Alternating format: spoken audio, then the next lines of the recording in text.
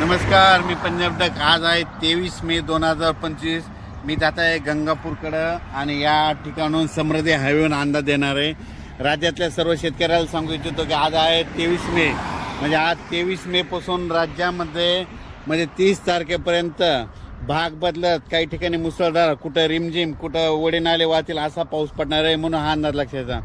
पण शेतकऱ्यासाठी सगळ्यात आनंदाची बातमी म्हणजे खूप शेतकऱ्याचे फोन येत होते पाऊस कधी उघडत आहे, कारण की शेतकऱ्याचे रानं दुरुस्त करायचे राहिले.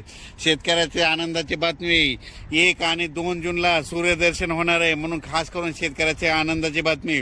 पण राज्यात मात्र आज 23 पासून मात्र भाग बदलत जोराचा पाऊस पडणार आहे, म्हणून दररोज 2-2 भागात वेगवेगळा पाऊस पडत राहणार आहे, म्हणून हा अंदाज लक्षात घ्यायचा. सांगायचं झालं तर हा पाऊस म्हणजे 24, 25, 26, 27, 28, 29, 30, 31 पर्यंत सगळ्या राज्यात महाराष्ट्रामध्ये भाग बदलत पडणार आहे, म्हणून हा अंदाज लक्षात घ्यायचा. मात्र 1, 2, 3 तारखेला राज्यात सूर्यदर्शन होणार आहे, म्हणून ही खास करून शेतकऱ्याची आनंदाची बातमी. संत्र उत्पादकांचे फोन आले की म्हणजे आम्हाला ताण द्यायचा आहे आणि हे पाऊस कधी उडेल, तर त्यांच्यासाठी सांगू इच्छितो 1, 2, 3 तारखेला सूर्यदर्शन होणार आहे, म्हणून खास करून त्यांनी अंदाज लक्षात घ्यावा.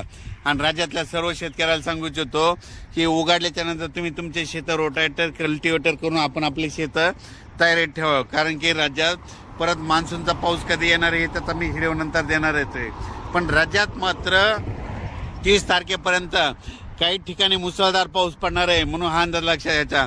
आणि त्या मुसळधार पाऊस जिथं पडणार आहे, तुम्हाला एक सांगू इच्छितो की तो पाऊस सगळ्यात मुसळधार पडणार आहे मुंबईकडे पडणार आहे. म्हणजे मुंबईच्या सर्व जनतेने सतर्क राहण्याचे लक्षात घ्यायचं. त्याच्यानंतर साताऱ्याकडे जास्त मुसळधार पाऊस पडणार आहे, सांगलीकडे पडणार आहे, कराडकडे पडणार आहे, पुण्याकडे मुसळधार पडणार आहे, रायगडकडे मुसळधार पडणार आहे, पुन्हा त्याच्यामध्ये नगर जिल्हा संगमनेर भागाकडे देखील मुसळधार पडणार आहे.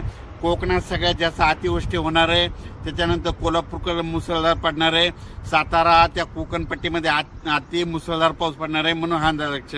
त्याच्यानंतर परत हा पाऊस म्हणजे भाग बदलत पुन्हा मराठवाड्याकडं, विदर्भाकडं असा दररोज वेगवेगळ्या भागाकडे जाणार आहे. पण सगळीकडे 2-2 दिवस मात्र हजेरी लावणार आहे, म्हणून हा अंदाज लक्षात घ्यायचा.